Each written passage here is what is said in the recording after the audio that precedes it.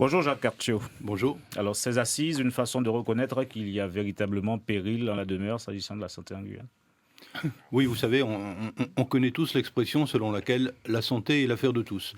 Ben nous, on voudrait que la santé est l'affaire de tous, ça ne se résume pas à une sorte de slogan ou d'outil de communication. On voudrait Que ce soit une vraiment réalité. illustrer cette expression, la mettre en œuvre, et c'est aujourd'hui ce qu'on va organiser. En réalité, c'est un grand débat public qu'on va organiser pour que réellement la santé soit l'affaire de tous. Alors, le char, le choc en grande difficulté, de même que le CMCK, les hôpitaux privés, un plateau technique obsolète et peu attrayant. Le diagnostic est assez accablant, on va dire, tout de même dans ce domaine. Eh bien, écoutez, alors, d'abord, certes, c'est un débat public, mais tous les grands partenaires institutionnels, ceux que vous citez, les établissements, la médecine de ville, tous sont acceptés de participer, hein, personne ne s'est dérobé. Et dans une certaine mesure, c'est vrai que, j'allais presque dire, on va se mettre en danger. C'est-à-dire que en organisant ce grand débat public, on va, en quelque sorte, rendre des comptes, le cas échéant, en tout cas, justifier notre action, dire quel est le sens de notre action, comment les choses peuvent s'améliorer. Parce que le fait est qu'elles doivent s'améliorer. Et comment remettre le malade sur pied, en quelque sorte, c'est véritablement ça, les enjeux de Comment ces assises. remettre le malade sur pied, mais comment faire en sorte que le malade participe à sa guérison. Encore une fois, la santé est l'affaire de tous. Véronique Betts. Alors, la santé est l'affaire de tous. Encore faut-il avoir des établissements de santé. La clinique Véronique avait jusqu'à cette semaine, normalement, pour verser les dettes sociales qu'elle devait à la sécurité sociale, donc plus de 200 000 euros. On l'avait annoncé sur cette antenne. On en est où? Et est-ce que la clinique Véronique est toujours sous la menace d'une liquidation? Alors, vous l'avez dit, c'est une clinique et donc c'est un établissement commercial. Et donc, l'équilibre budgétaire d'un établissement commercial, ça ne relève pas du tout de ma compétence. En l'occurrence, on sait bien quelles sont les difficultés financières de cet établissement, mais c'est au tribunal de commerce de dire si oui ou non il peut encore fonctionner, Donc si maintenant, oui ou on en non il est doit au point régler du ses dettes. tribunal de commerce. Voilà, exactement. En l'occurrence, ce sujet-là ne nous concerne en rien, nous, à l'ARS. Ce qui nous concerne, par contre, c'est la qualité des soins administrés dans cet établissement, c'est la densité médicale, ce l'éventuelle sont les reprise. conditions dans lesquelles les gens sont soignés. Ça nous concerne Les effectivement, éventuels repreneurs et on aussi. regarde ça de très près, bien sûr. Alors, ce sujet-là vous concerne. En revanche, où en sommes-nous du plan de restructuration du centre hospitalier d'Orozement? Est-il finalisé ou encore, il y a encore du pain sur la planche? Il est quasiment finalisé, en ce sens qu'il a commencé à être présenté dans ses prémices, dans ses grandes lignes, à la communauté médicale de l'établissement, c'est-à-dire à l'ensemble des médecins de l'hôpital, et il doit voir le jour maintenant très vite. C'est ce qu'on appelle un plan de retour à l'équilibre. Mais attendez, il s'accompagne d'un plan d'investissement d'urgence, c'est-à-dire qu'il faut tout à la fois redresser les comptes, mais aussi, et peut-être même d'abord, procéder maintenant, tout de suite, aux investissements les plus utiles. Vous le savez bien, tous les jours, on évoque ici ou là, des conditions d'accueil difficiles, des chambres vétustes. Il faut remédier à ces difficultés, il faut le faire maintenant, mais clairement, l'administration provisoire hier et la directrice par intérim aujourd'hui s'y emploient. Notez qu'il y a bien les deux choses qu'il faut mettre en parallèle, le retour à l'équilibre budgétaire, mais les investissements d'urgence. Et il faut faire les deux, et il faut le faire tout de suite.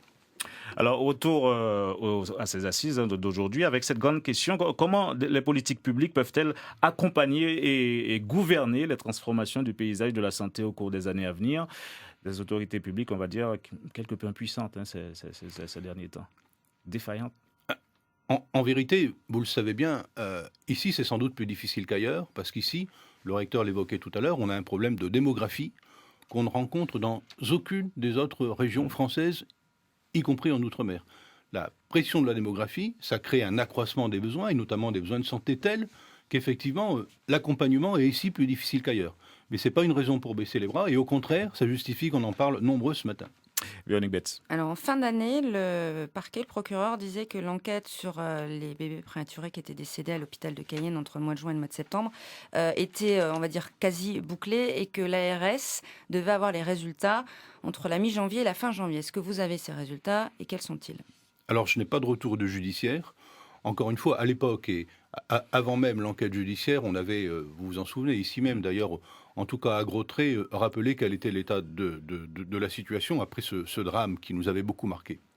On avait vérifié en particulier que l'encadrement, c'est-à-dire le nombre d'agents qui cette nuit-là se trouvaient dans l'établissement était normal, c'est-à-dire suffisant, on ne le saura jamais, mais en tout cas conforme à ce qu'il est convenu d'attendre la nuit dans un tel établissement.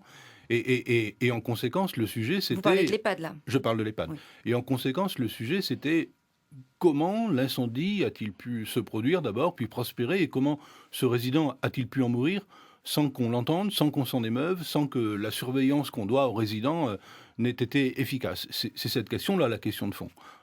Quel était le degré de surveillance, de contrôle, y compris du risque d'incendie, dans cet établissement cette nuit-là?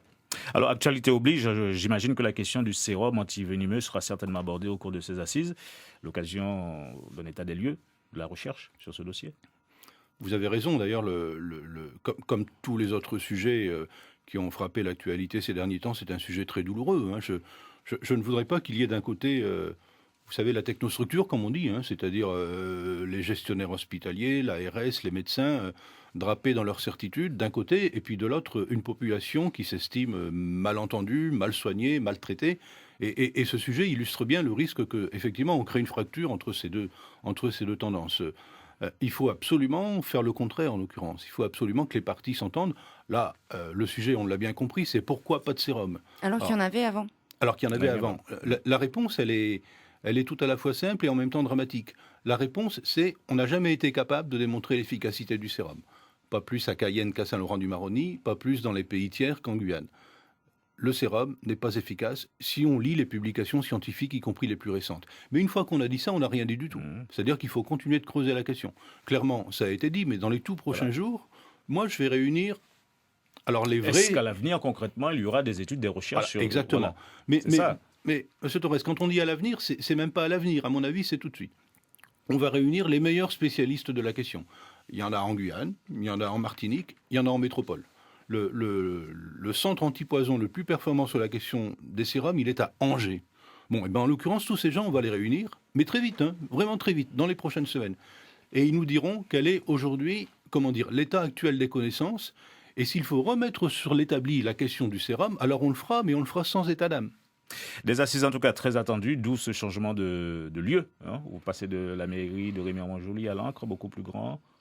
Quand je disais que... Oui, absolument. Quand je disais que l'exercice était périlleux, il est périlleux notamment parce que, en l'occurrence, il faut s'en réjouir ce matin. On a beaucoup plus d'invités, d'inscrits qu'on ne l'avait imaginé. Et on tourne autour des 500 inscrits. Et donc une seule journée sera suffisante pour... Une seule journée sera, je l'espère, suffisante. Pour tout aborder. En vérité, on compte bien sur votre collègue, M. Germain, pour professionnaliser les débats. C'est-à-dire qu'effectivement... un débat public d'une telle ampleur il sait y faire. Mérite d'avoir du métier. Voilà. Merci Jacques Cartier d'avoir répondu à nos questions ce matin.